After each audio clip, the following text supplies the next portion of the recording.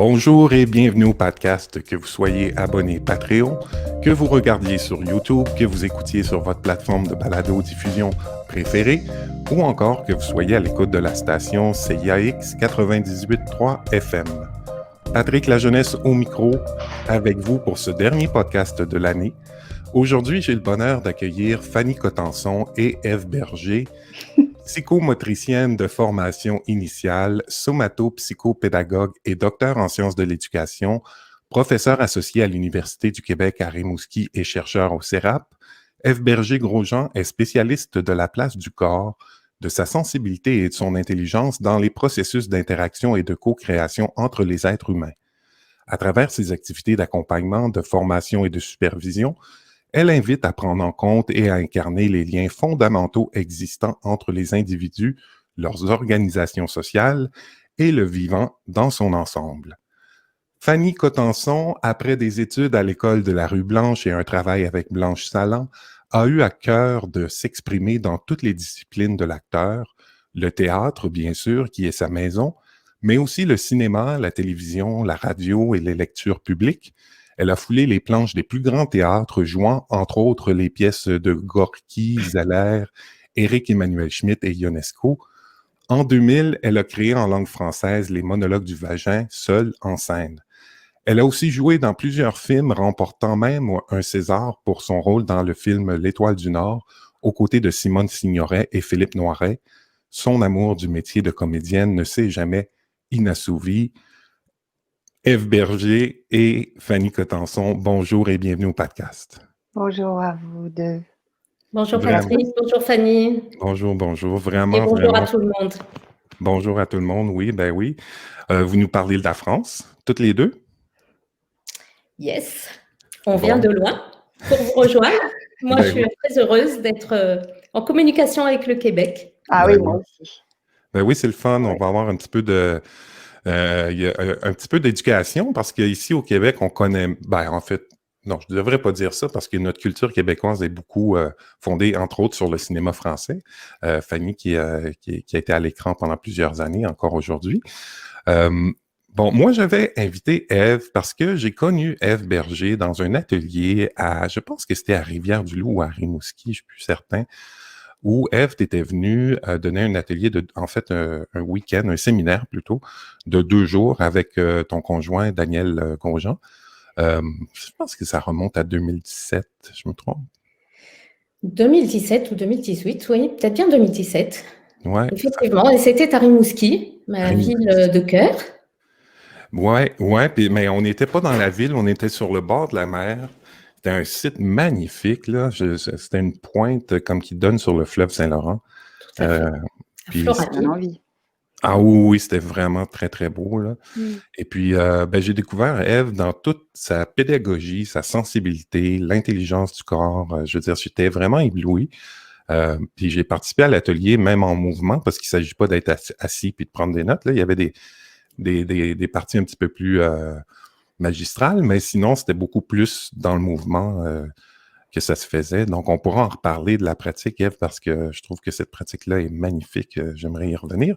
Et quand je t'ai demandé, Ève, qui, toi, t'aimerais inviter, quelqu'un que tu aimes et que tu admires, alors tu m'as nommé tout de go Fanny Cotenson. Alors, est-ce que tu peux nous dire un peu pourquoi tu avais cet élan-là d'inviter Fanny? Oui. Écoute, quand tu m'as demandé, j'ai quand même envie de dire qu'au début, j'avais vraiment envie que cette émission avec toi, d'ailleurs, je te remercie au passage pour cette invitation magnifique, parce que je suis vraiment heureuse d'être là avec Fanny, avec toi. J'avais envie de profiter de ton invitation pour justement établir un dialogue avec le Québec, avec des amis québécois. Et au début, j'avais eu envie d'inviter Fred Pellerin, qui est une figure pour moi de ce que peut être une parole. Fanny, je ne sais pas si tu connais Fred Pellerin, mais c'est vraiment un conteur québécois, très connu au Québec, puis qui a vraiment, comme on dit au Québec, une parlure extrêmement particulière. C'est vraiment un conteur exceptionnel. Et en fait, je trouve que, en tout cas, moi, quand je l'écoute, j'ai assisté à plusieurs de ses spectacles, Il a une voix qui me met en mouvement le vivant dans le corps et tout ce qu'il incarne, son imaginaire, me met profondément en mouvement et en vie. Puis bon, ça n'a pas été possible, Fred Pellerin. Et puis là, j'ai fait ce que je fais toujours quand j'ai une question importante à laquelle je dois répondre. C'est-à-dire que j'ai fermé les yeux, j'ai ouvert mon cœur, mon corps, puis j'ai écouté ce qui venait. Et puis c'est Fanny qui est venue, voilà. Et Fanny, d'abord parce que je l'aime. Je l'ai d'abord aimée comme comédienne, comme actrice, parce que voilà, dès ma jeunesse, je l'avais vue bien sûr dans l'Étoile du Nord, dans plusieurs films, comédies.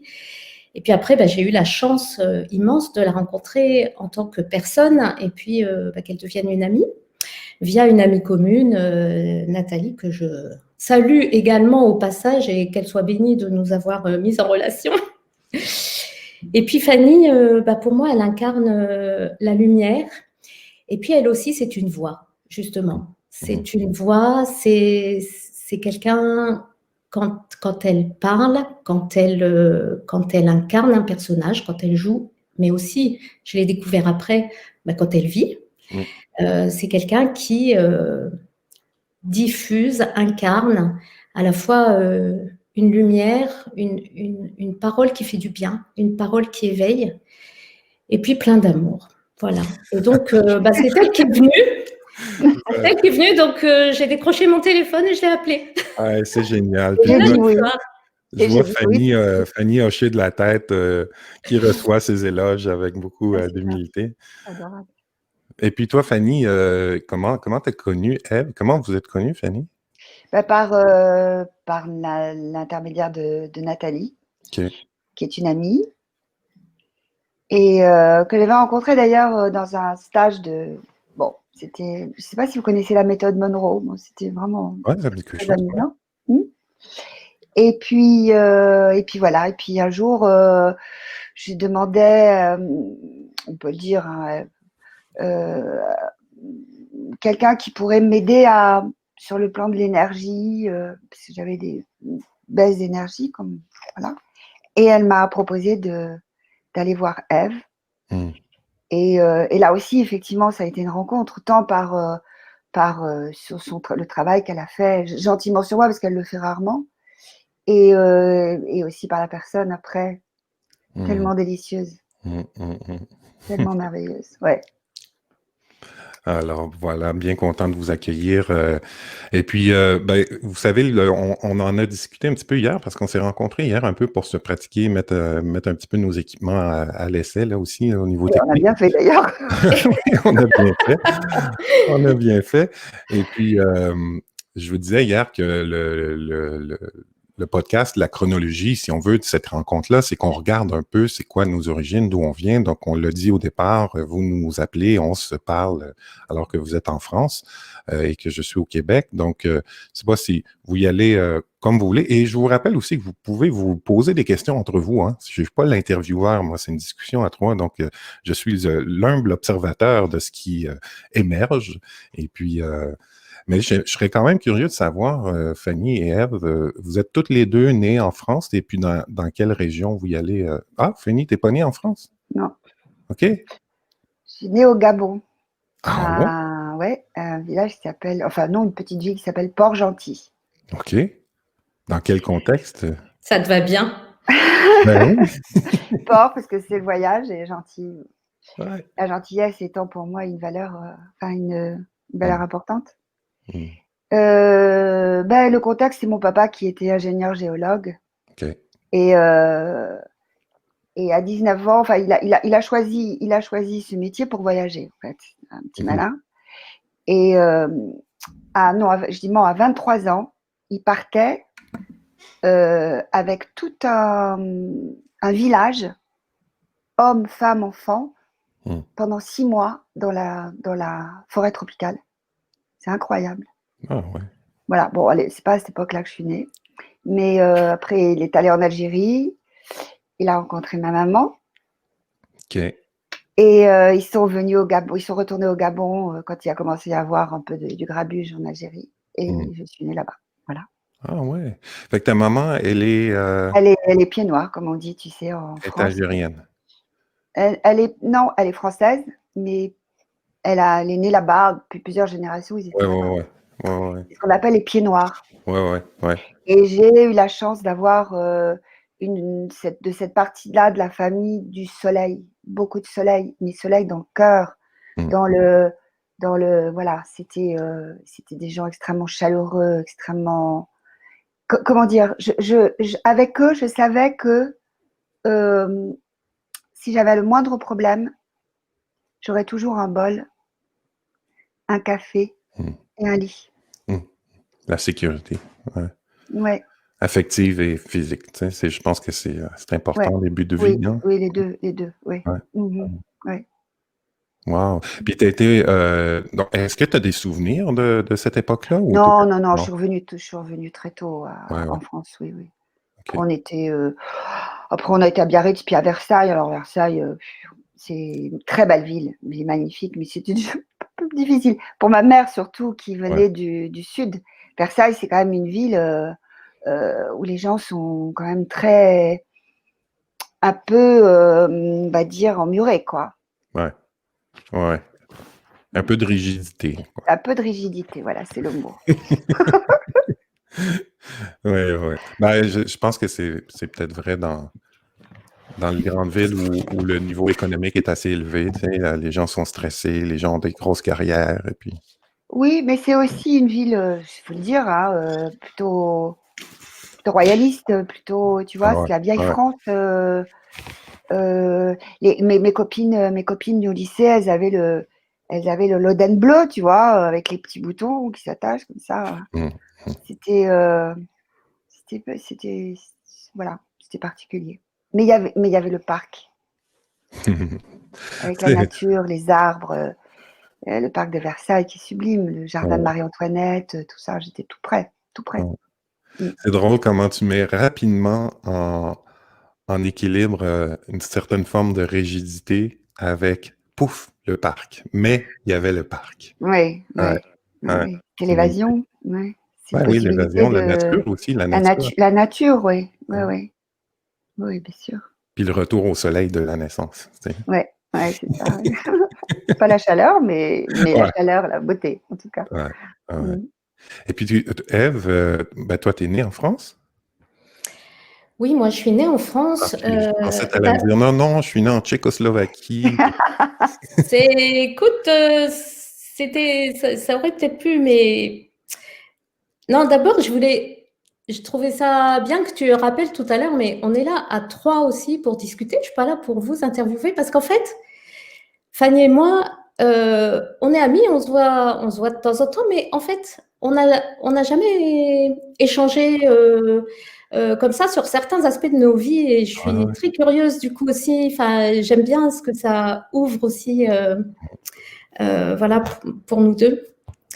Alors moi, je suis née à Paris, mais j'ai envie de dire, pas par hasard, mais je n'y vivais, enfin, mes parents n'y vivaient pas. Ma mère est venue accoucher à Paris parce que à la clinique des Bleuets, la célèbre clinique des Bleuets à Paris, se pratiquait l'accouchement psychoprophylactique, tu sais, Oh, l'accouchement sans douleur. À l'époque, c'était extrêmement avant-gardiste. Ah OK. oui, Et c'est donc, nouveau, ouais. ma mère est venue accoucher à Paris pour bénéficier de cette méthode et approche de l'accouchement. Voilà. Donc, je suis née à Paris, mais en fait, voilà, je ne suis pas du tout parisienne d'origine. En fait, moi, mes parents viennent comment dire, d'histoires très différentes. Du côté de ma mère, j'ai un grand-père juif, ukrainien. T'as raison, Fanny. J'ai un grand-père juif ukrainien, moitié polonais, qui a traversé l'Europe au début du XXe siècle, là, dans les années, je sais pas, 1918. J'ai une grand-mère qui était allemande et donc une maman qui est née à moitié juive en Allemagne en 1932. Donc ça, c'est une histoire, voilà, comment dire, Fanny, tu parlais de sécurité. Il y a dans cette partie-là, on va dire, de mes origines, quelque chose qui est pas du tout sécure. Voilà. Et puis, il y a, du côté de mon père, je suis ancrée dans une terre bourguignonne, très, voilà, dans la terre, au milieu des vaches, depuis des siècles et des siècles. Et c'est un petit peu deux polarités dans ma vie qui m'habitent. Une polarité très terrienne, très ancrée, puis une polarité errante dans le mouvement. Voilà. Et je crois que ça me définit assez. Et voilà. J'aimerais ça qu'on y revienne un peu plus tard. L'errance dans le mouvement, là, je trouve ça intéressant comme approche. Oui. J'avais une petite question qui émergeait, excuse-moi de t'interrompre, Ève, mais l'approche périnatale là, dont tu parles, tu peux nous dire brièvement c'était quoi, là, le renommer, parce que c'était la première fois que j'entendais le terme. Bah, ça c'est... Oui, Fanny? Non, mais à l'époque, c'était très novateur, quoi. Comment elle connaissait ça, ta maman? Elle était préoccupée par... Écoute, tu me poses la question, je ne sais pas comment elle avait découvert ça. Ma mère est quelqu'un qui a toujours été curieux. Il faudra que je lui demande. Je ne sais pas comment elle avait découvert ça. Je vais avoir 57 ans. C'est vrai qu'il y a 58 ans, c'était pas forcément très connu. Après, ça s'est énormément développé. L'accouchement sans douleur, la respiration, l'approche respiratoire, la prise de conscience justement des mouvements de l'accouchement, enfin comment accueillir en fait ce bouleversement intense corporel, hein, puisque nous sommes là aussi pour parler d'intelligence du corps. Là, il y a une sacrée intelligence du corps qui se met quand même en marche à ce moment-là. Et donc, comment accueillir ce qui se passe au moment de l'accouchement pour une femme sans se crisper sur la douleur, en accueillant les choses de manière plus, je vois. Voilà, plus globale, plus consciente. Voilà. Ce qui est presque la norme aujourd'hui. En fait, ici, on a le choix, les femmes ont le choix d'accoucher à l'hôpital ou dans les maisons de naissance. Dans les maisons de naissance, ben là, à ce moment-là, c'est une approche complètement différente. Hein. Ma conjointe, notre premier enfant est né dans le lit, puis c'est moi qui a reçu mon fils. Et puis, tu sais, ce qui se faisait pas il y a 30-40 ans, là, oublie ça. Là. Donc, j'étais avec la sage-femme à recevoir mon fils, puis pour ma fille, j'étais dans l'eau, dans la piscine avec ma conjointe. Donc, c'est des approches qui n'existaient pas probablement. Mais déjà, tu sais, quand même, il y a 56 ans... qui est au moins ce travail-là sur la douleur, la respiration, la conscience de tout ce qui se passe dans le corps, et non pas de... Parce qu'on en a parlé avec Jeanne-Marie, mais brièvement, des violences périnatales ou obstétriques, en fait, là, où le médecin était maître et roi dans sa salle d'opération, puis la femme était simplement qu'un sujet pour le médecin et non pas un sujet en tant que sujet vivant et s'exprimant. Donc, heureusement, ça a fait son chemin. Il y a encore beaucoup de travail à faire, mais je suis content de savoir que... C'est vrai, c'est surprenant, il y a 57 ans.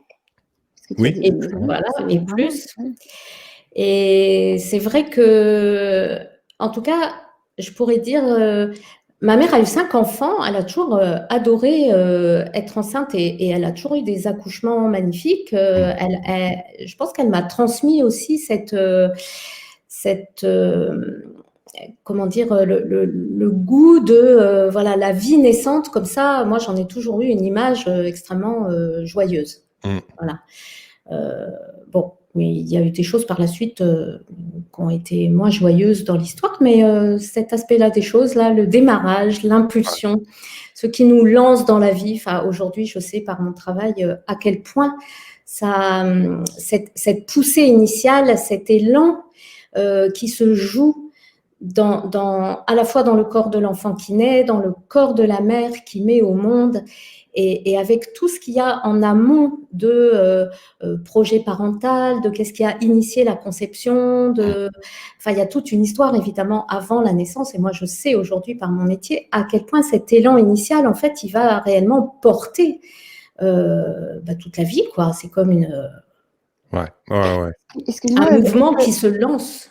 est-ce que tu as travaillé aussi avec des femmes enceintes?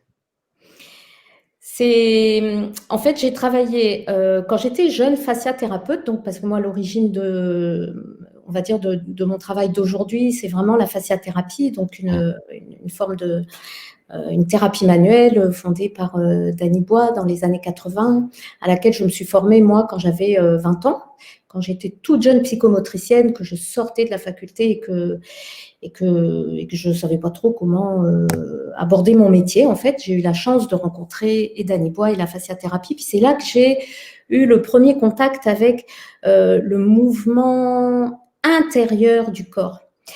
Et en fait, quand j'étais jeune fasciathérapeute, j'ai beaucoup travaillé avec des femmes enceintes, mais surtout encore plus avec des nourrissons. C'était même une de mes spécialités. Chose assez amusante puisque moi-même, je n'ai pas d'enfant. Oui. Et je n'ai pas d'enfant par choix, hein, pas parce que la vie ou une maladie m'en a privé, mais c'est parce que vraiment, voilà, parce que ma vie était pleine de plein d'autres choses et que j'ai pas eu cet appel fort à moi-même devenir mère, en tout cas, à ne pas donner la vie, à donner la vie sous cette forme-là, parce que je pense que je la donne sous d'autres formes. Et alors voilà, et j'adorais traiter les nourrissons, les nouveau-nés. C'était même une de mes spécialités quand j'étais jeune fasciathérapeute. Ta question me rappelle plein de souvenirs. Wow. Quand cet élan de vie est, comment dire, est pas encore pris dans tout ce qui va venir après pour... souvent, on dit comme pour le conditionner, mais pas seulement, pour l'orienter, pour le structurer, pour le faire croître et embellir aussi. Mais là, c'est comme... voilà, c'est comme... le corps d'un nourrisson, c'est... Voilà.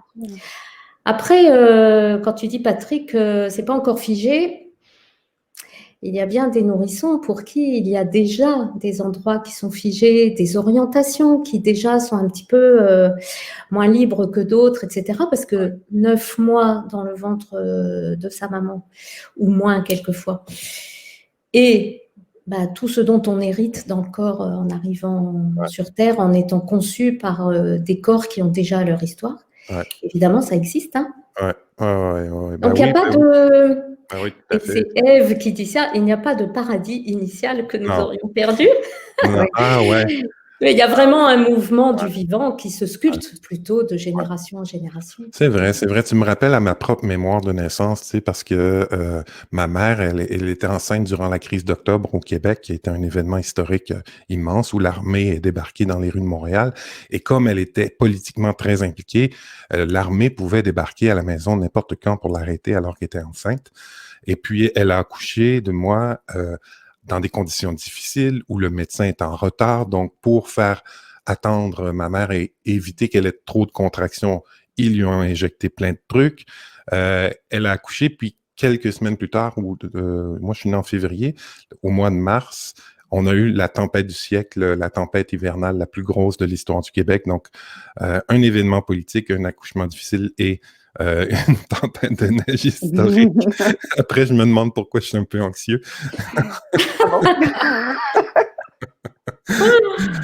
Mais oui, c'est un... Ouais. Ah oui. On parlait de la fratrie parce qu'Ève, tu disais que tu es née dans une famille de 5. Fanny, est-ce que tu avais des frères et sœurs? J'ai un frère, oui. OK. Qui a... en fait, je suis... un peu un retour de couche, comme on dit, avec la méthode Ogino. Tu connais pas ça? C'était une méthode à cette époque, donc il y a 60 ans, une méthode où la femme, c'était docteur Ogino qui avait proposé ça aux femmes, de prendre leur température. Et en fonction de la température, elle n'aurait pas de crainte d'avoir un bébé. Hein? Voilà. Ah, ok. Donc, ils pensaient qu'ils n'avaient pas de problème, ils n'allaient pas avoir un bébé. Et je suis arrivée. De toute évidence, la méthode n'est pas au point. Hein. Voilà, et il y a pas mal d'enfants de la méthode Ogino, issus de la méthode Ogino, qui sont nés à cette époque-là. Oui. Ah ouais. Mais bon, Donc, c'était pas prévu, mais c'était pas prévu, non. ouais. Ce qui Non. souligne à quel point tu voulais venir. Voilà, on peut dire ça, absolument. D'ailleurs, j'ai fait un rêve un jour où il y avait une fenêtre, et c'était en fait la fenêtre de la chambre d'enfance. Et j'étais là et je voulais pas y aller. Je voulais pas passer par la fenêtre. Et il y a mon frère qui arrive et qui fait « Pousse-toi, je vais te montrer ». Et hop, il est sorti avant moi. Ah ouais. C'est mignon, hein? Ouais. Est-ce qu'il est plus vieux que toi, ton frère? Oui, bah oui, il a Ben oui. un an, il a 17-18 mois de plus que moi, ouais. Ça. Ouais. Donc, le frère qui ouvre la porte de la Ouais, vie. et qui me montre, et voilà, Ouais. qui me montre le passage. Wow. Wow. Extraordinaire. Et puis, ces passages-là, ces naissances-là, ces enfances-là, elles nous mènent un jour, puis souvent, en tout cas, je fais faire une grosse généralité, là, mais souvent, ça se passe autour de entre 11 et 13, 14 ans, là, où, en fait, peut-être dans nos changements hormonaux aussi, là, où il se passe tout d'un coup une espèce de mouvement intérieur qui nous appelle à advenir au monde un peu tranquillement à l'extérieur de notre cocon familial, où on commence à être appelé par ce qu'on voit dans ce qui se passe autour de nous, et qu'il y a un mouvement qui se met en place pour dire, bah, tiens, moi, je me sens appelé par ça. Je sais que ça a l'air un peu vague, là, mais mais dans vos vies, si vous vous remettez à peu près dans ces âges-là, début de l'adolescence, vous êtes où? Il se passe quoi? Moi, j'aurais envie peut-être de revenir un tout petit peu en amont, parce que quand tu dis être appelé à l'extérieur, moi, j'ai l'impression d'avoir vécu ça bien avant, Ouais. du fait d'un contexte de vie aussi. Fanny, elle vient de nous raconter qu'elle est née d'un retour de couche, donc elle n'était pas forcément attendue.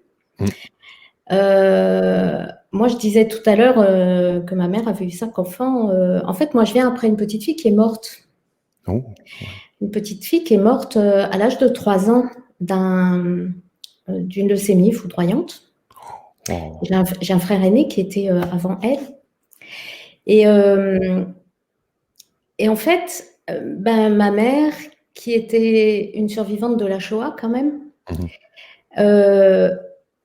je crois qu'après toutes les morts dans lesquelles elle avait baigné, en étant elle-même enfant, elle me dit encore souvent aujourd'hui, elle dit, mais nous, on avait besoin de repeupler le monde après la guerre. Ouais. Et donc, quand elle a perdu sa propre fille, en fait, elle a refait de la vie tout de suite. Tout de suite. Ouais, c'était ça, les survivants. Elle a tout de suite été enceinte. Et donc, moi, j'arrive juste après. Et en fait, c'est pour ça que je m'appelle Ève. Elle m'a appelée Ève. Et je dis vraiment elle, parce que quand elle le raconte, on a vraiment l'impression que c'est elle qui a choisi le prénom, et pas mon père. Ève, c'était vraiment, ça veut dire la vie en hébreu. Et donc, c'est vraiment comment dire, ma conception, je pourrais dire, a été portée par cet élan de vie.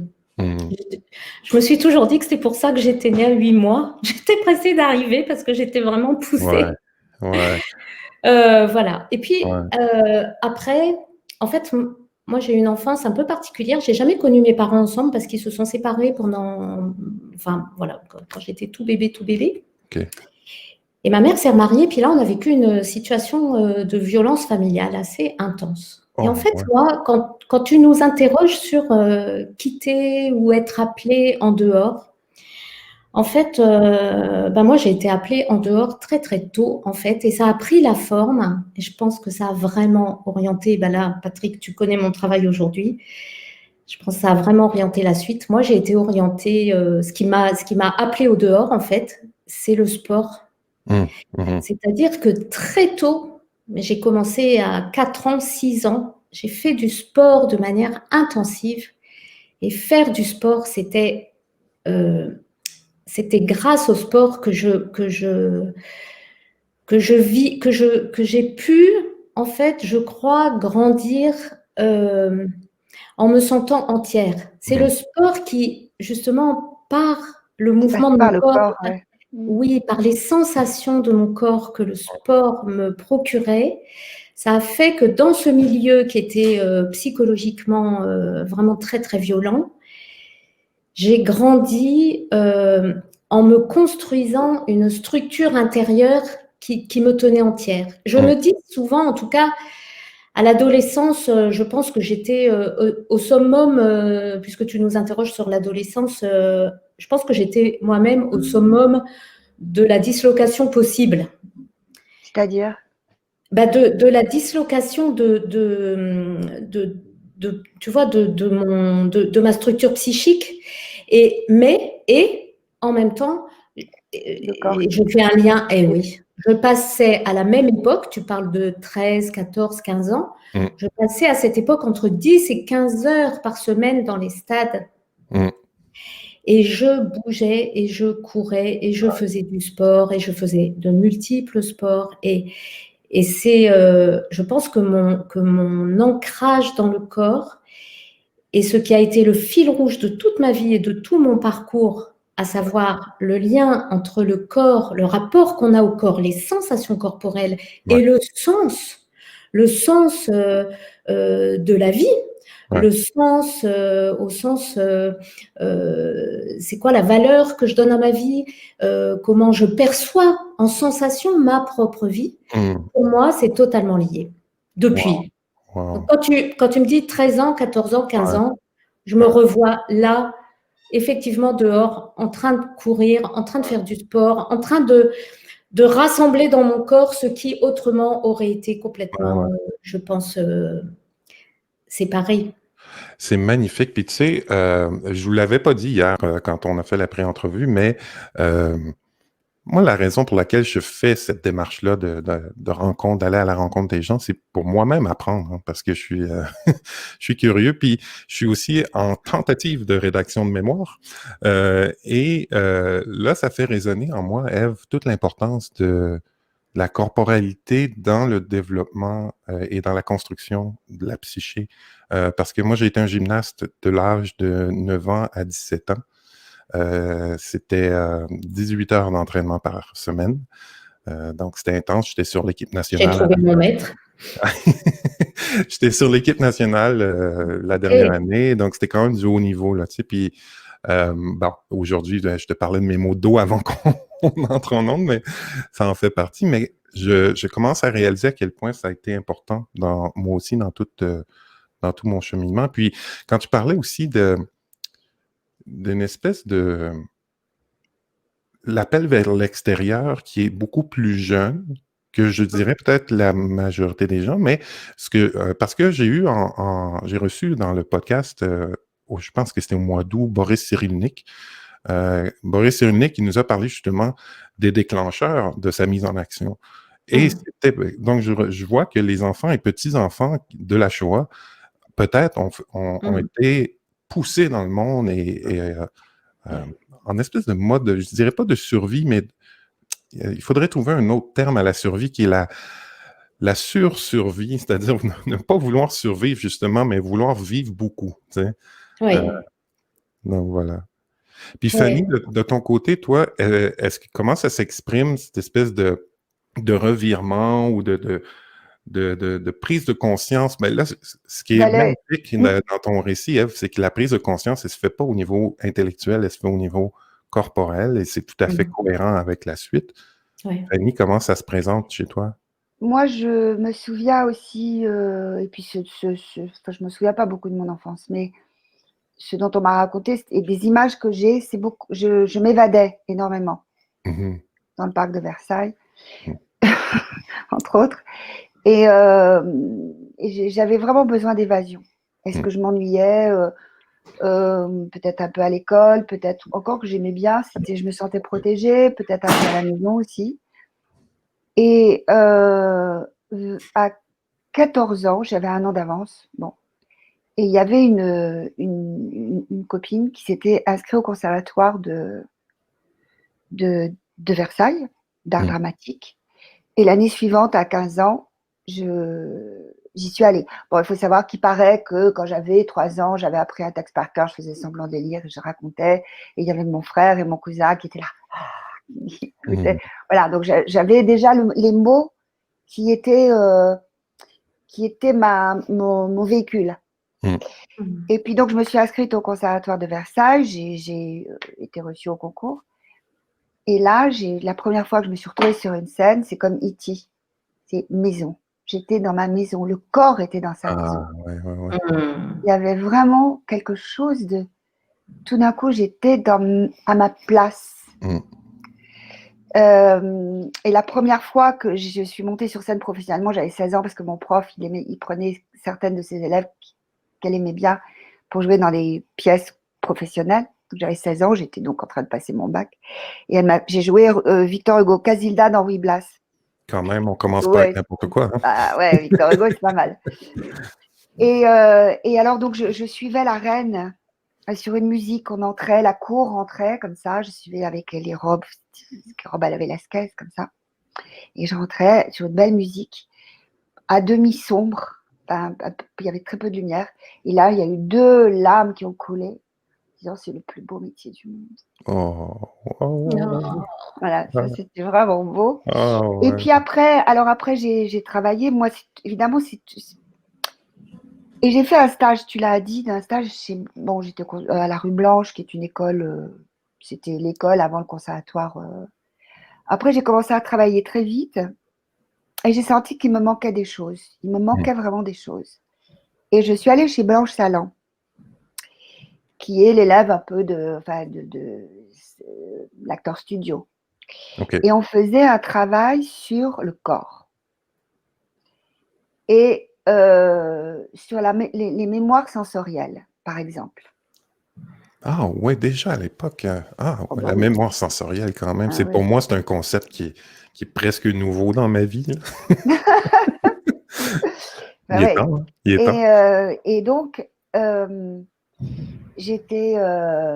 donc, on se détend. C'est un peu le travail qu'on fait. On se détend, on se vide, on détend tous les muscles et tout ça. Et puis là, je devais travailler sur une douleur dans le corps. Bon, je travaille sur une douleur à l'épaule.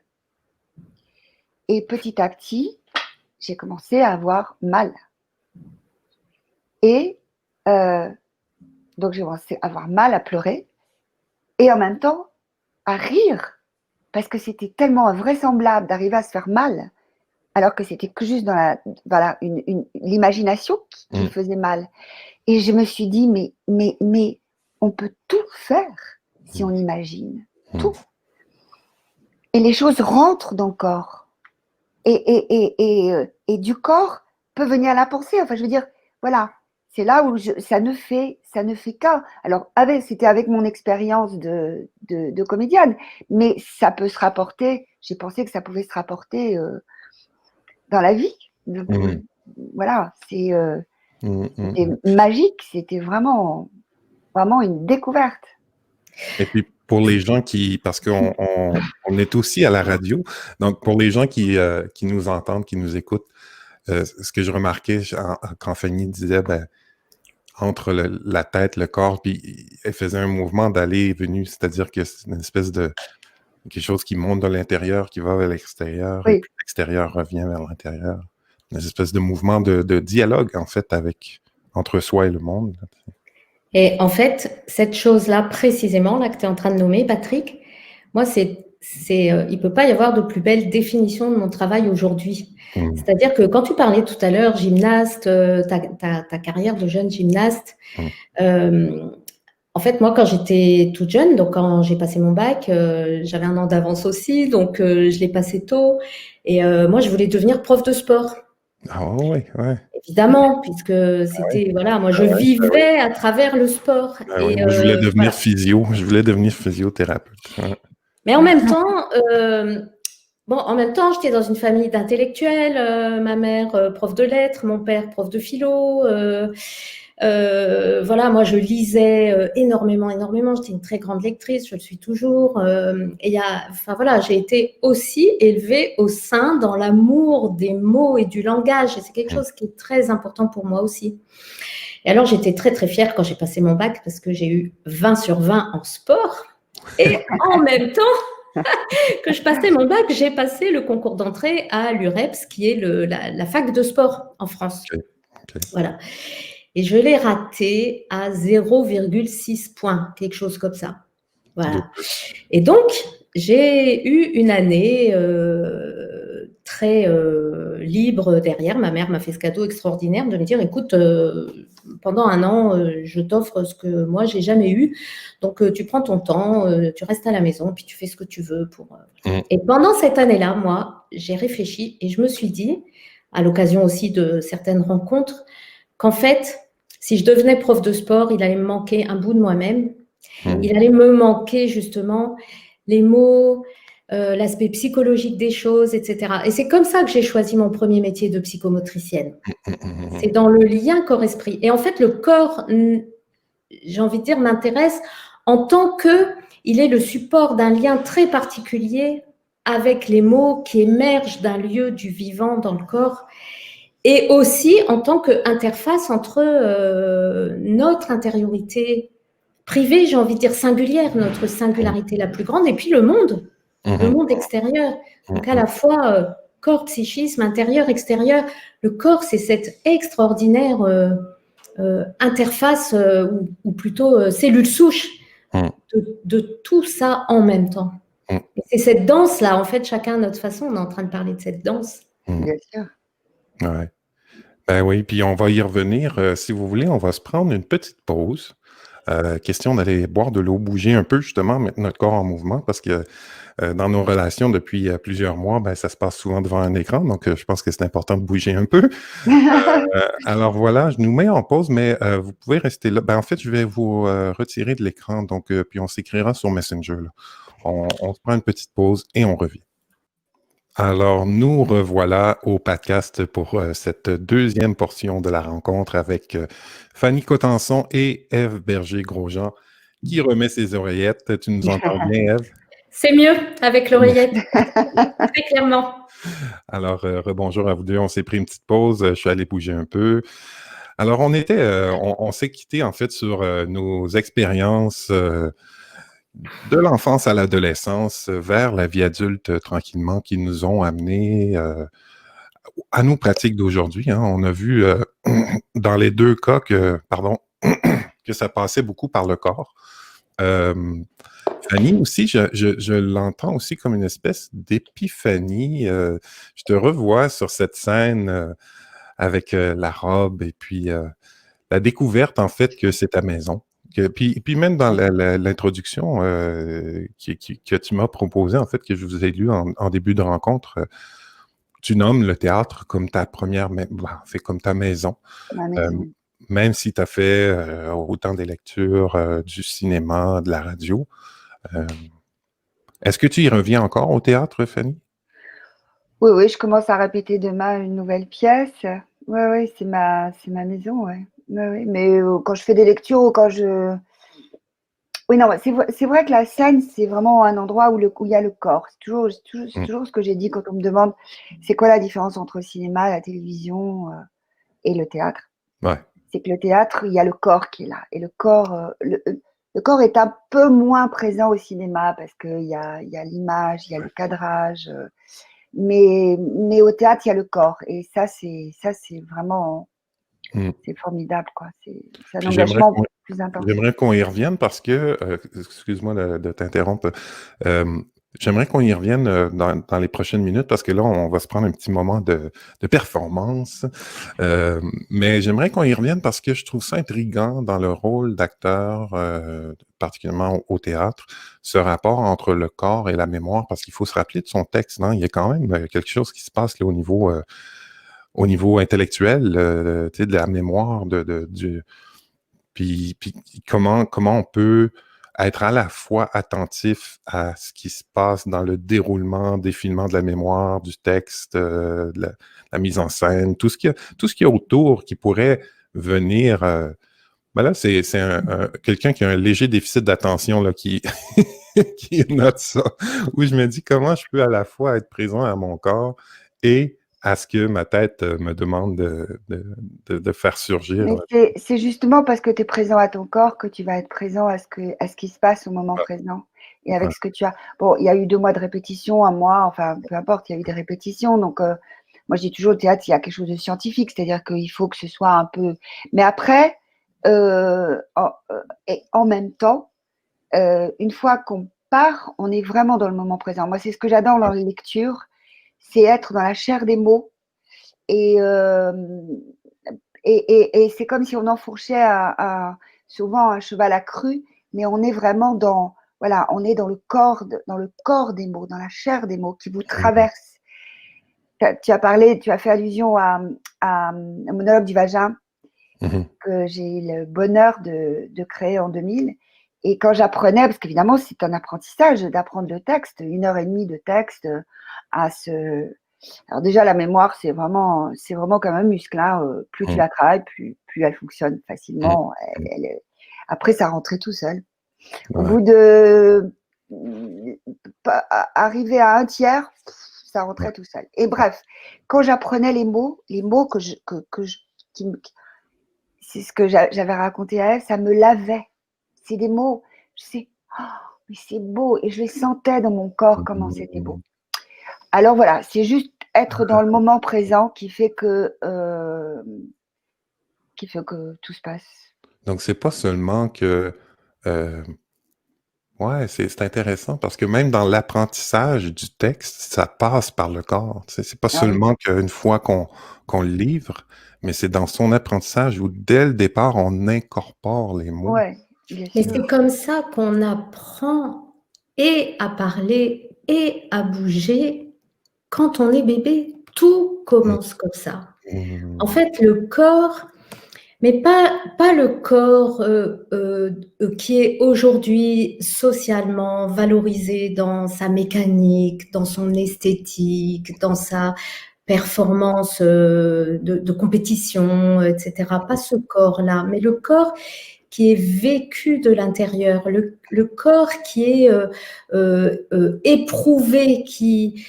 En fait, quand on arrive sur Terre, on n'est que ça. Enfin, nous sommes un corps en formation et ce corps, comment dire, construit tout en même temps. Notre corps construit notre pensée, construit nos émotions, tout se construit en même temps. En fait, c'est quand je parlais tout à l'heure d'une cellule souche, c'est vraiment ça. Et c'est pour ça, Fanny, quand tu parles de la chair des mots, mais moi, c'est quelque chose qui me... Comment dire ? Le corps, c'est un lieu aussi d'où émerge une certaine parole. La chair produit un verbe. Le rapport au corps est un lieu d'émergence de pensées, de mots, d'idées. De la même façon qu'une idée se doit tôt ou tard d'être incarnée, donc de toute façon de descendre dans le corps. Et ben oui, tu nous avais proposé, tu nous avais ouvert la porte, en tout cas, à cette notion de performance. Et moi, je sais que Fanny adore faire des lectures. Je sais qu'elle fait ça magnifiquement bien. Hélas, je n'en ai pas entendu beaucoup. J'ai eu la chance qu'elle me lise un magnifique texte de Jacques Brel pour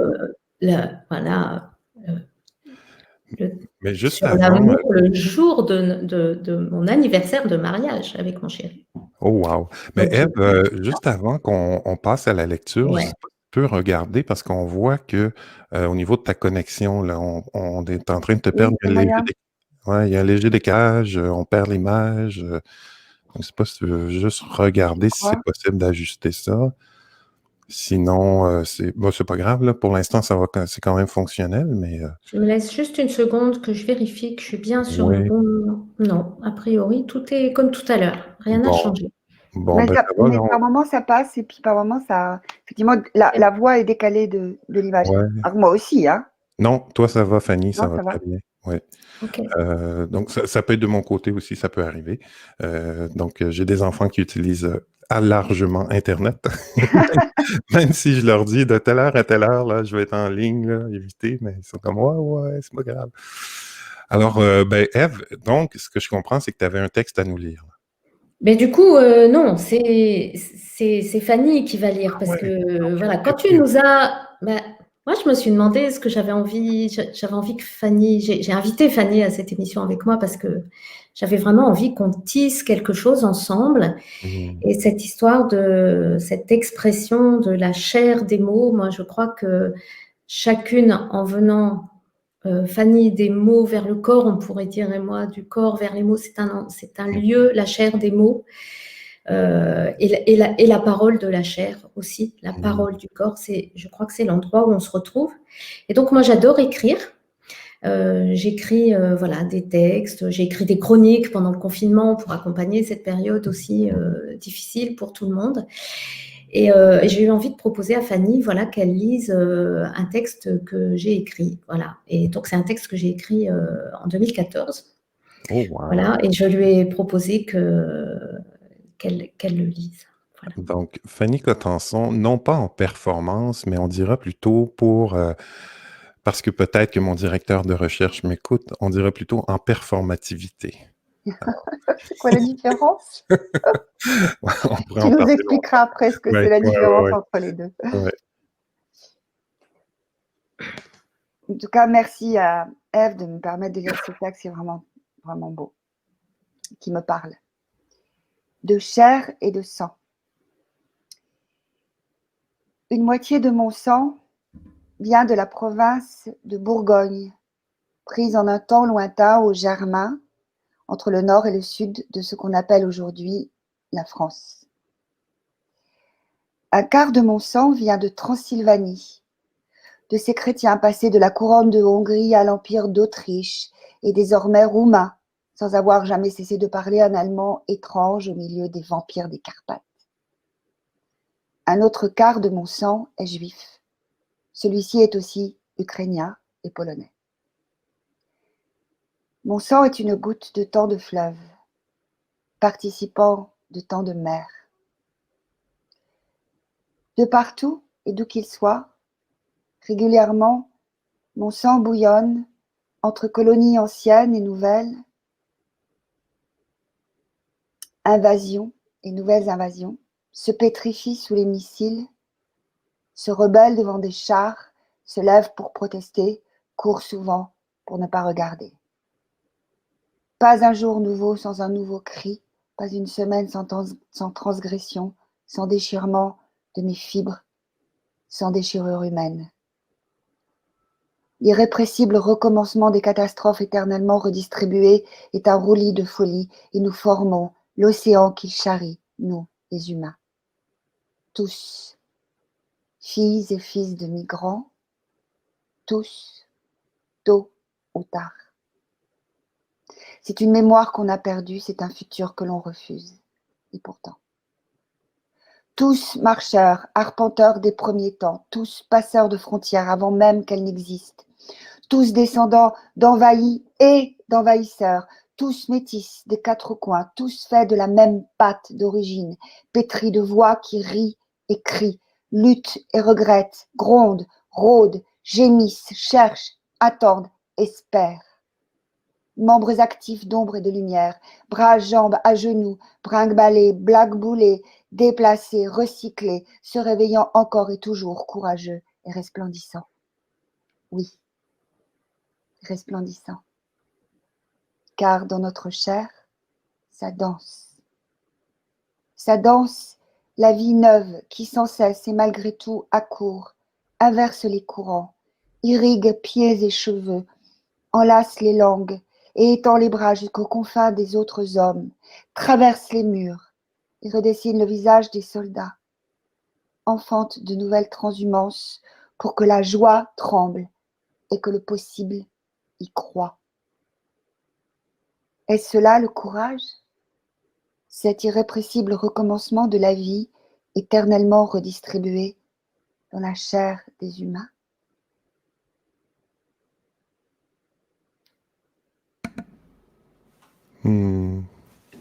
Merci Fanny, merci. Merci à Ève. Merci beaucoup. Merci Ève. C'est magnifique. C'est magnifique. J'en ai des frissons. C'est très, très beau. Bravo Ève. Ève, t'as l'air émue. Qu'est-ce qui se passe?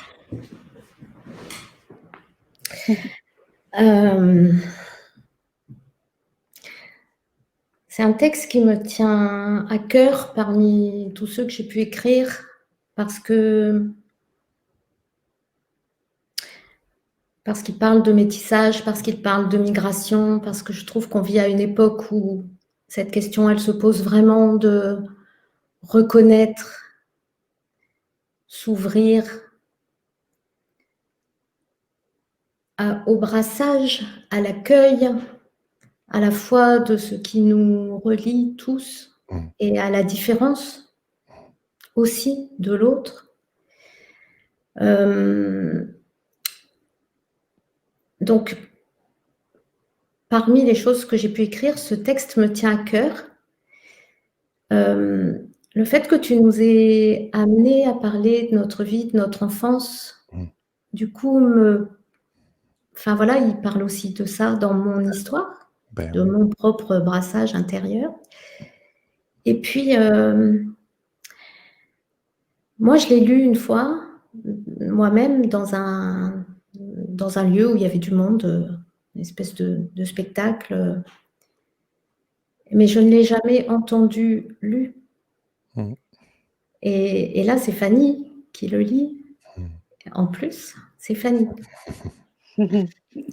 Et je ne sais pas, je viens de l'entendre autrement. Oui. Ah oui. Je viens évidemment de le recevoir passer par la voix de Fanny que j'aime tant. Et ce texte date de 2014, mais aujourd'hui, il me paraît plus que jamais d'actualité. Vraiment.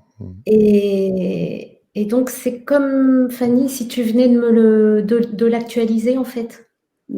De le remettre au goût du jour, j'allais dire. Ah bah, il est de le faire revivre aujourd'hui. Et voilà, c'est vrai que oui, ça m'a beaucoup touchée. Tu m'as beaucoup touchée. Mais c'est vrai que les auteurs disent souvent ça, mais en fait, c'est le propre aussi de, on va dire, de la lecture intérieure. Et à partir du moment où les mots passent à l'extérieur, ils ont une autre résonance. Et passent dans un autre corps. Parce que là, il passe par tout. Alors, il passe par mon corps. Aussi. Ça, c'est sûr. Et là, j'ai vraiment ressenti ce que je fais en général, c'est-à-dire que je me laisse entrer vraiment les mots en moi. Oui, pour qu'ils passent par mon corps. Par ma pensée, évidemment, mais par mon corps. Et en fait, c'est aussi le propre, pourquoi Freud a fait une grande carrière, c'est parce que tout d'un coup, les mots qui sortent et qui passent dans l'air, ils n'ont pas du tout la même résonance que ceux qui sont à l'intérieur. C'est-à-dire qu'on peut dire, par exemple, ah oui, moi, on pensait pendant des années savoir qu'on avait dormi dans un couloir. Je sais, c'est une amie qui m'avait raconté ça.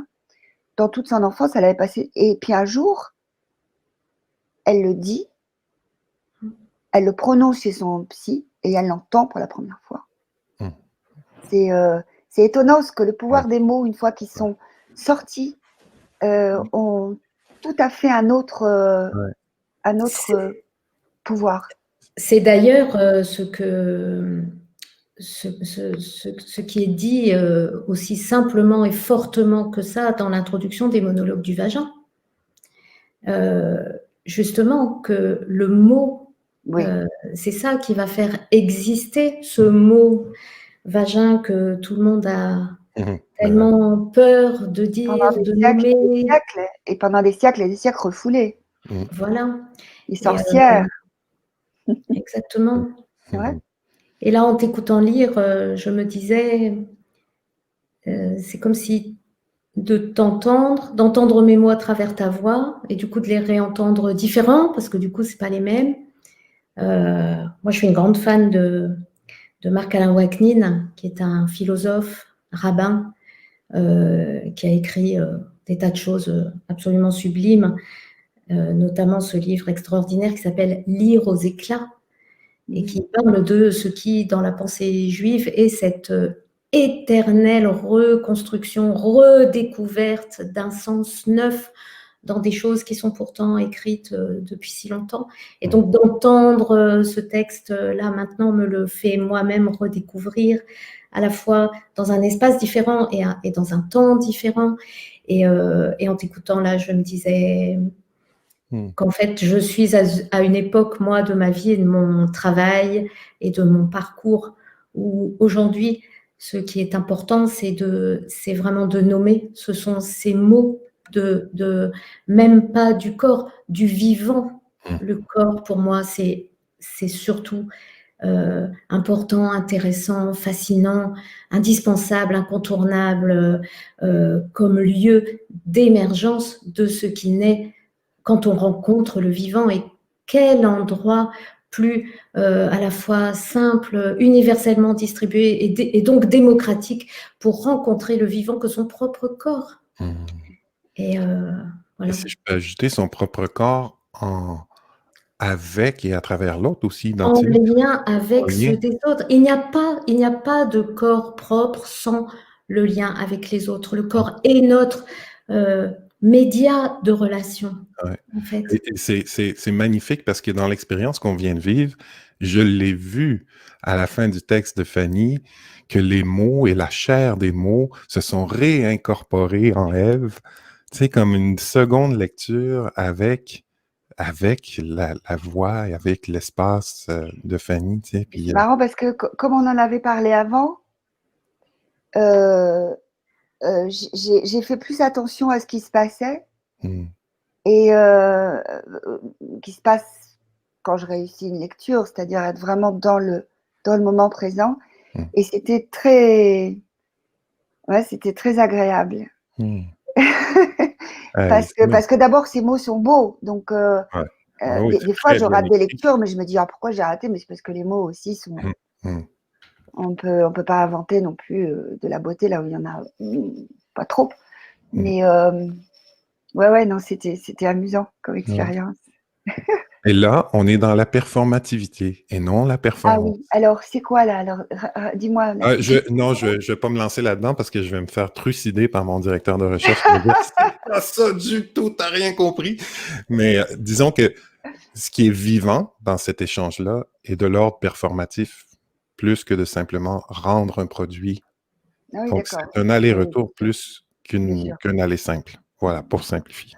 D'accord. Eh bien, merci. Puis, on parlait aussi de...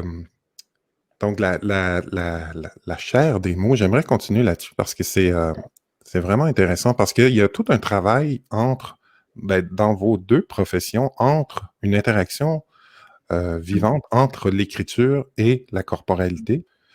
Parce que Ève, au-delà de faire, en plus, je dirais pas au-delà, mais en plus de faire des ateliers où on fait bouger les gens pour leur faire prendre conscience à la fois de leur verticalité, de leur horizontalité et de tout ce qui se passe entre les deux, là.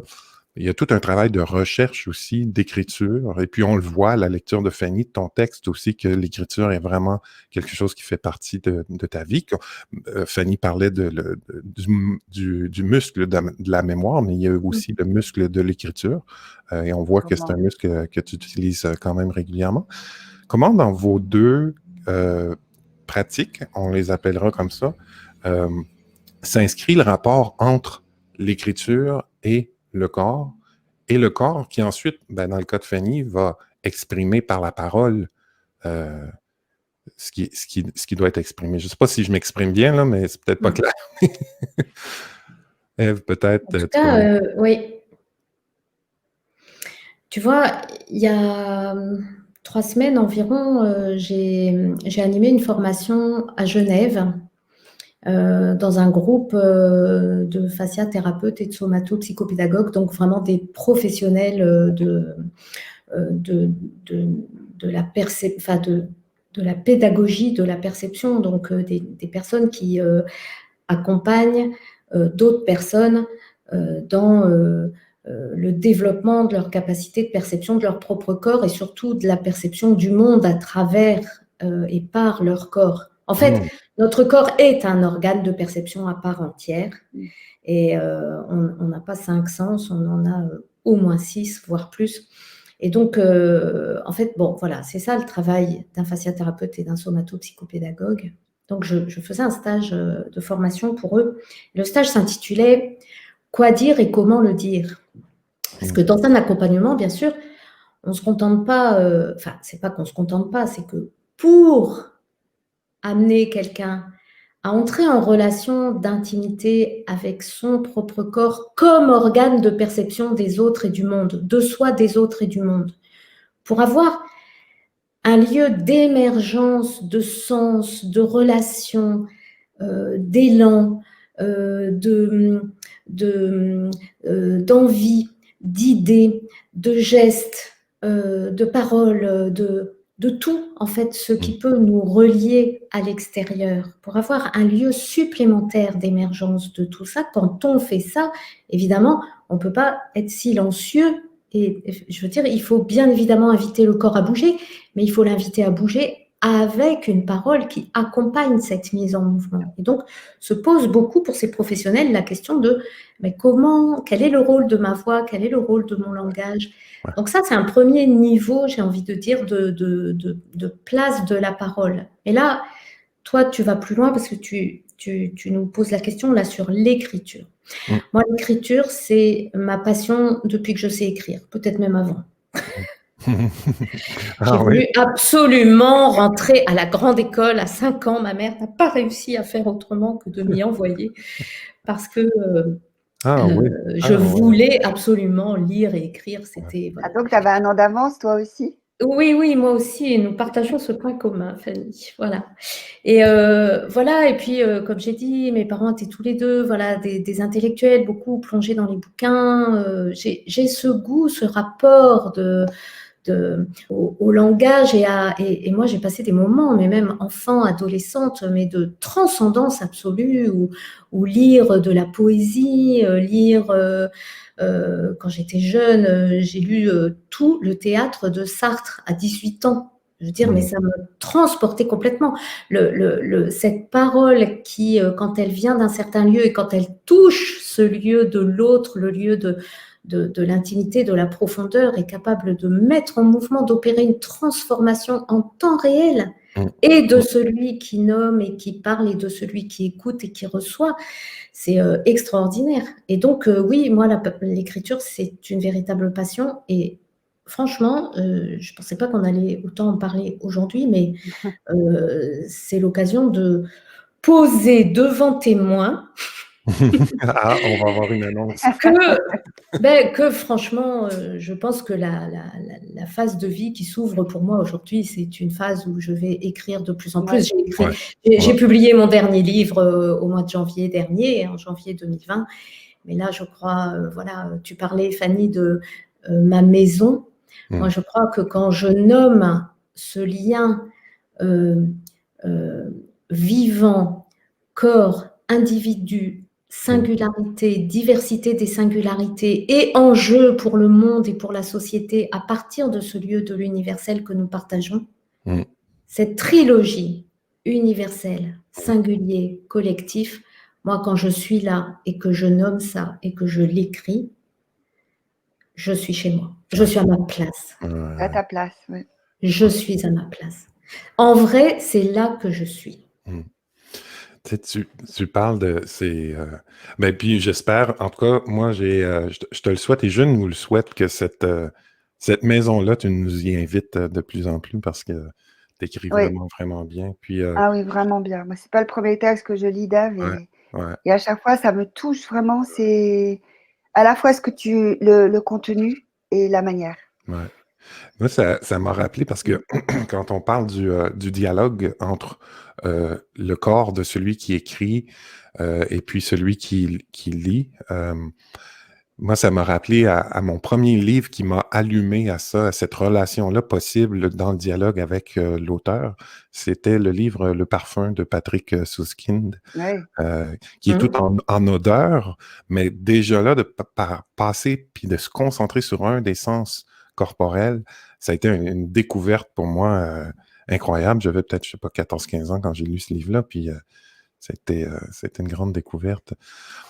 Fanny, toi, au niveau parce qu'on est dans le thème de l'écriture, aussi bien y rester, je ne sais pas si tu écris toi-même, non, mais tu t'appropries les mots pour les rendre vivants. Tu sais. Donc, ce qui est simplement du papier avec de l'encre devient un personnage sur scène à part entière qui s'exprime avec ses mémoires corporelles. Comment on fait comme comédien, comme actrice, euh, pour incorporer les mots et puis ensuite pouvoir les transmettre à l'autre? Je dirais plus transmettre que de présenter parce que euh, même dans ton texte, Ève t'a parlé de transhumanité. Euh, je vois dans le théâtre puis dans la comédie quelque chose de la transhumanité où il y a une espèce de... Puis même je vois, je perçois le mouvement migratoire même dans le théâtre et dans la...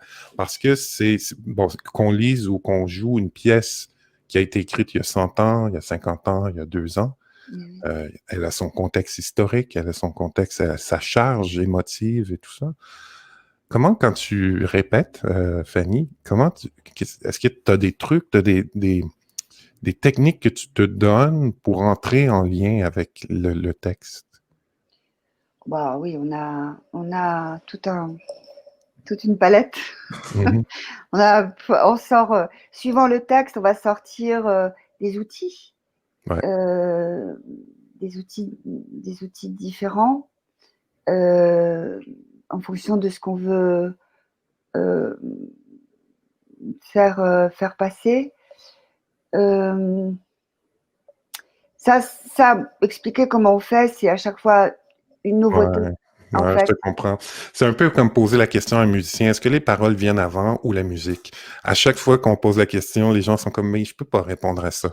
Non, c'est difficile. En fait, on fait d'abord, on essaie de comprendre le sens Mhm. euh, de, de, de l'auteur, qu'est-ce qu'il veut raconter, c'est quoi, qu'est-ce qu'on a comme.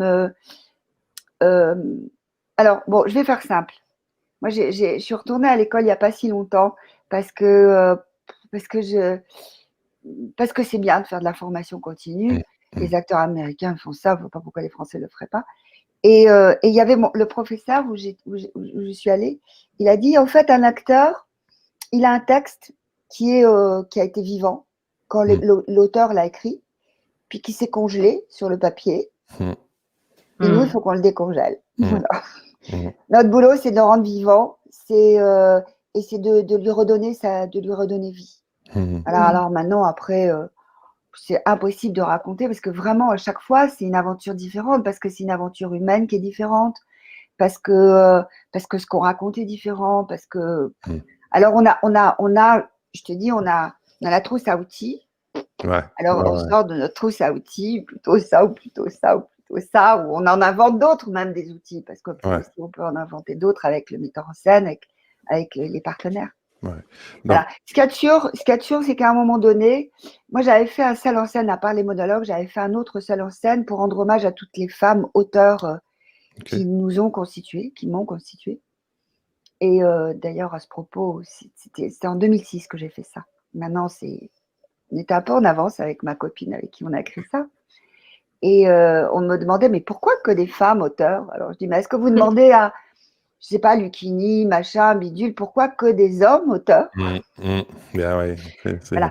Et donc je me souviens que quand mais bon, j'étais seule avec moi-même, donc c'était un peu différent, mais souvent aussi, ça m'arrive très très souvent sur scène, quand je sens que mon corps se durcit un peu trop, je reviens. Mais vraiment, ça c'est un outil. Ça c'est vraiment un outil. Je pense que je suis pas la seule à l'utiliser, hein. Mais c'est pour que quand on revient dans le corps, on revient dans la vérité en fait, et on revient dans l'instant présent. Et on n'est plus voilà. Distrait par l'extérieur, puis par la... Ouais, et puis par une espèce d'énergie comme ça qui fait qu'on n'arrive plus à penser. Ouais. Mais moi, je le vis à moindre échelle, là. Mais Bien quand je fais sûr. ma présentation du podcast, là, je vous perds pendant quelques instants. Tu sais, je vous l'avais dit avant l'entrevue, parce que j'ai le texte devant moi, donc je dois choisir. Puis si je lisais à l'écran d'à côté, ce serait un peu étrange. Donc, le fait que je vous perde pendant quelques instants, que je sois en train de lire, en train de gérer la technique en même temps, il y a une espèce parfois de décalage qui se fait où je me dis, wow, attends, là, t'es pas en train de vivre ton texte, là, t'es en train t'es une machine qui lit des mots, là, tu sais. Puis bon, malheureusement, ça m'arrive assez souvent, un peu de nervosité, tout ça, tu sais. Fait que, Oui, c'est ben, humain hein, en même temps. Hein. ben voilà, mais dans ce temps-là, ce que je fais, c'est que je vous imagine et d'abord, j'ai besoin du contact avec vous pour être capable de m'imaginer en train de vous parler à vous et non pas seulement de parler à un écran. Et aussi à ma respiration. À la respiration pour être en contact avec moi-même. En fait, ce dont vous êtes en train de parler tous les deux, c'est du fait que quand on perd le contact conscient, en tout cas, pas conscient au sens j'y pense, mais on va dire une forme de présence à son propre corps, en fait, ce que l'on perd, c'est une présence et à soi, et à l'autre, aux autres, et à ce qu'on est en train de faire. Au sens même, quelque part, de ce qu'on est en train de faire. C'est ça que tu veux dire quand tu dis ça devient mécanique, ça devient un peu comme un robot, etc.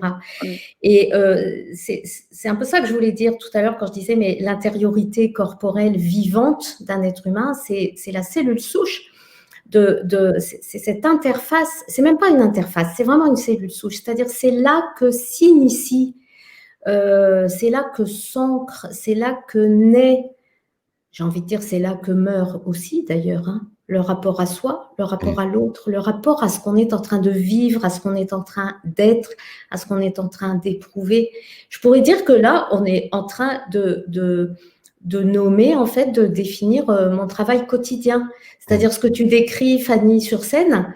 En fait, moi, quand je forme des personnes, hein, que ce soit pour elles-mêmes ou pour leur profession, en fait, toute la somatopsychopédagogie, puisque j'ai développé à partir de là en coaching perceptif pour l'accompagnement de projet, c'est vraiment comment on reste dans cette présence à l'intériorité corporelle vivante pour, comment dire, enfin, tout court, on y est. C'est même pas on y reste, c'est on y est, que ça devienne une seconde nature. Et tout à l'heure, Fanny, tu parles de ce spectacle aussi que tu avais fait sur des auteurs femmes, les monologues du vagin. On a parlé de mouvements migratoires, on a parlé, Patrick, tu parles de comment aussi devant l'écran, il n'y a pas la présence physique aussi qui facilite évidemment ce contact vécu, éprouvé, qui est le support tout simplement de, je sais pas, de ce qui nous relie tous, de l'amour, d'une humanité commune, de ce qu'on peut partager et de comment aussi on peut apprendre les uns des autres, se transformer au contact les uns des autres. Et du coup, je sais pas, tout ce qu'on est en train de se dire, c'est d'autant plus important en ce moment. J'ai juste envie de remettre aussi de la perspective avec l'actualité qu'on est en train de vivre. Cette crise sanitaire, elle est en train de toucher les corps, elle est en train de mettre les corps et donc les personnes dans la peur, dans beaucoup de rétraction, dans beaucoup de protection. Et puis derrière la crise sanitaire, il y a la crise économique. Et puis avec ça, il y a une crise sociale. Et puis derrière tout ça, ou sous-tendant tout ça, il y a une crise écologique majeure. Et donc, la crise, si je dis ici que la crise, c'est aussi une opportunité de changement et de transformation, là, je dis ce que beaucoup de gens disent en ce moment. Mais du coup, voilà, j'ai comme envie de nourri là, de ce qui se passe entre nous trois, c'est de dire, mais il y a vraiment, en ce moment, peut-être jamais eu autant besoin, ou en tout cas, rarement il y a une telle opportunité de faire circuler cette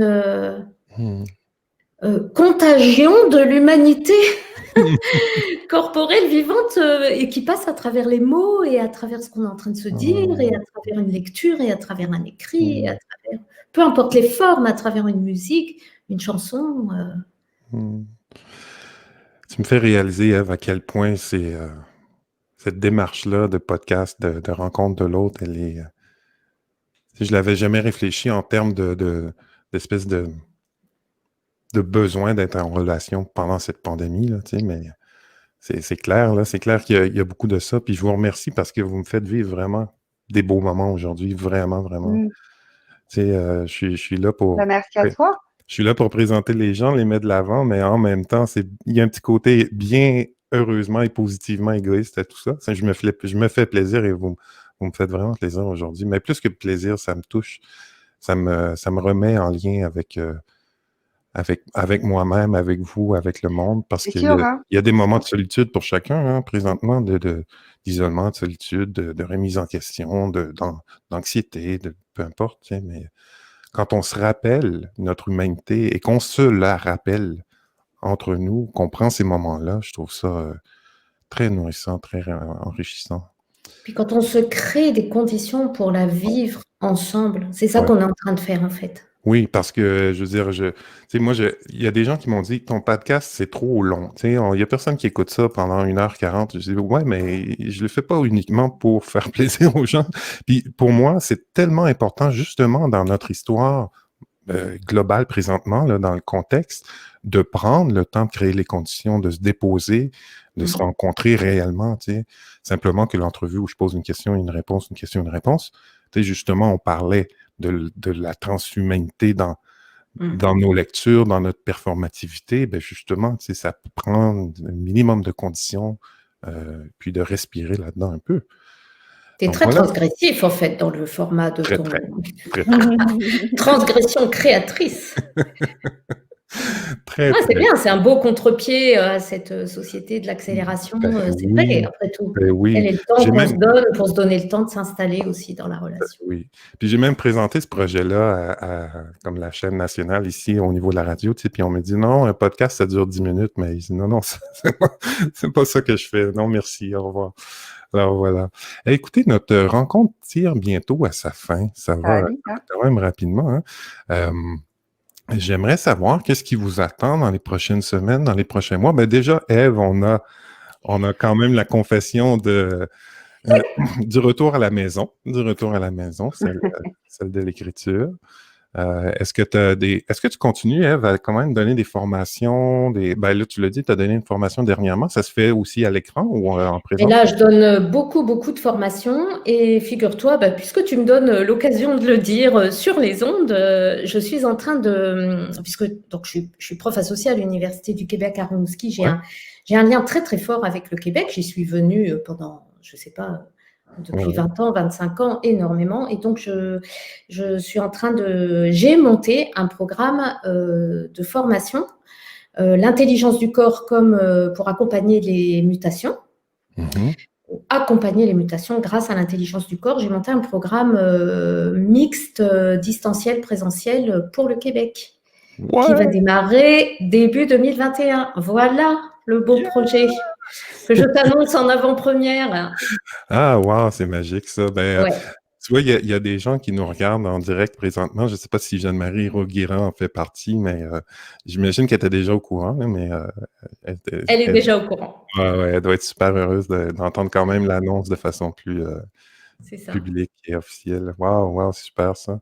Et puis Fanny, de ton côté, tu disais que tu étais en train de répéter présentement une pièce. Je commence à répéter demain. Oui. OK.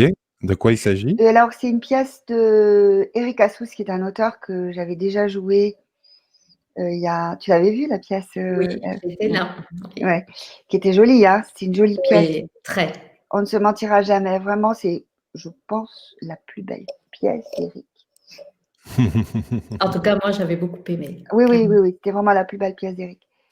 Et là, donc, c'est une autre pièce qui s'appelle Inavouable et qu'on va jouer, j'espère, à partir du 20 janvier, à partir du 20 janvier à la Comédie des Champs-Élysées à Paris.